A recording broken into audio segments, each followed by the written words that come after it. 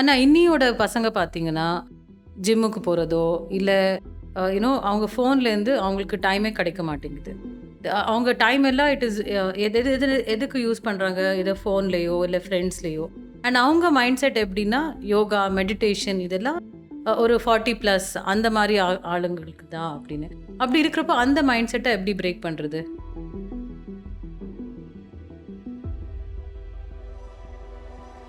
இன்னைக்கு நிறைய பேருக்கு நினைக்கிறாங்கன்னா யோகா பண்ணணும் அப்படின்னா அது தாத்தா பாட்டிக்கு அம்மா அப்பாவுக்கு தான் தேவை, எனக்கு தேவையில்லை. என்ன அவங்க உணரணும் அப்படின்னா உடல், மனம், உயிர் இந்த மூன்றும் இருக்கின்ற எல்லாருக்கும் இது தேவை. வயது ஒரு பொருட்டு இல்லை. யாருக்கெல்லாம் அந்த 14 இயர்ஸ்க்கு மேலே போயிட்டாங்களோ அதை செஞ்சாங்கன்னா ஆரோக்கியமாக இருக்கலாம். சரி, நான் ஏன் ஆரோக்கியமாக இருக்கணும்? ஆரோக்கியம் இல்லைன்னா படிக்க முடியுமா? படிக்க முடியாது.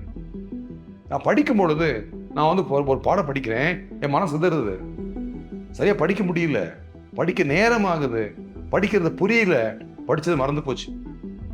இப்படி பல விஷயங்கள் பார்க்கும் பொழுது இந்த தவம் செய்தால், இந்த பயிற்சியை செய்தால் நிச்சயமாக அதிலிருந்து வெளியே வந்துடலாம். இன்னைக்கு பார்த்தீங்க அப்படின்னா நிறைய பேர் சொல்றாங்க, எனக்கு படிச்ச மறந்து போகுதுங்க. பெரிய பிரச்சனையா இருக்கு. ஏன் படிச்ச மறந்து போகுது அப்படின்னா படிக்கின்ற பொழுது அந்த பாடத்தில் மனம் செலுத்த முடியல. கண்ணு புக்கில் இருக்கு, மனசு எங்க போகுது? வேற எங்கேயோ போகுது. அப்ப அந்த மனம் அலைய பாயாமல் படிக்கணும் அப்படின்னா அவங்க என்ன பண்ணணும்?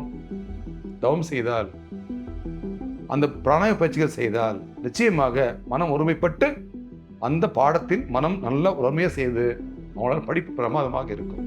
Thank you doctor. ஸோ இதெல்லாம் ஒரே சொல்யூஷன் என்னென்னா மெடிடேஷன் அண்ட் பிராணாயாம் அப்படின்னு சொல்கிறீங்க.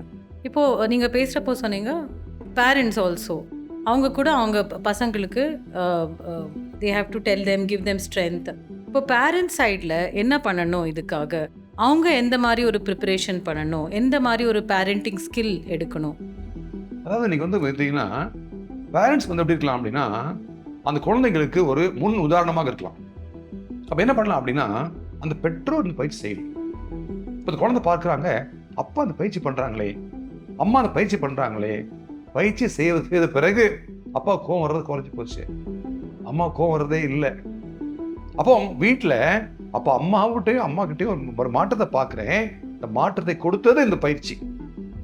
அப்போ அந்த குழந்தை என்ன பண்ணுவாங்க? நம்ப ஆரம்பிப்பாங்க, ஒரு விஷயம் இருக்கு. அதை பார்க்கும் பொழுது அவங்க சொல்லுவாங்கல்ல, இந்த எக்ஸ்பீரியன்ஸ் நேரில் பார்க்கும் பொழுது தான். அப்போ அந்த குழந்தைகள் அந்த மாற்றத்தை பார்க்கும் பொழுது அதை உணர்ந்து தாங்களும் செய்ய ஆரம்பிச்சிருவாங்க. அந்த குழந்தைங்களுக்கு அந்த பெற்றோர் ஒரு உதாரணமாக இருக்க வாய்ப்பு இருக்கு.